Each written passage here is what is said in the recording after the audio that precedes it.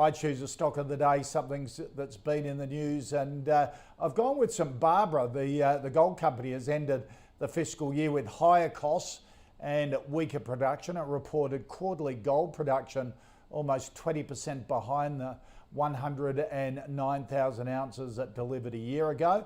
Over 300,000 ounces were produced for fiscal 21, and all-in sustaining cost of $1,616 an ounce. Managing Director Craig Jetson saying the company rose to the new challenges of the global pandemic's second year. I noticed Gold Road, another gold company, came out with production down as well.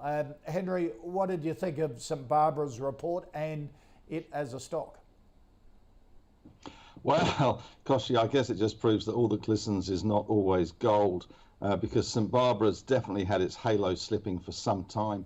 And I've got to say that this is one of those stocks in the gold sector that really has been a monumental disappointment. And as you say, production down, costs up. They've had problems over the years with Gwalia. It just really doesn't float too many boats. It's hard enough at the moment, I have to say, being a bit of a bull on the gold sector, and there's a couple of stocks that I prefer, obviously, to St Barbara.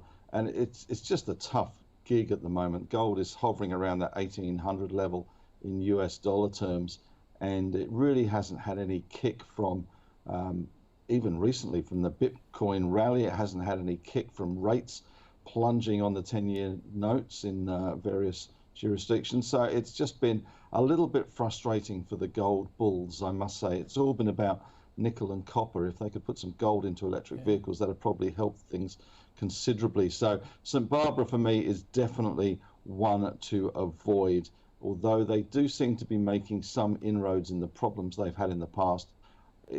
There are other stocks that have greater gearing, leverage, management, skill. Just doesn't float my boat. It's been a long, slippery slide for this one, I'm afraid. Yeah, you've been a supporter in the Northern Star Saracen merger, haven't you? The new group.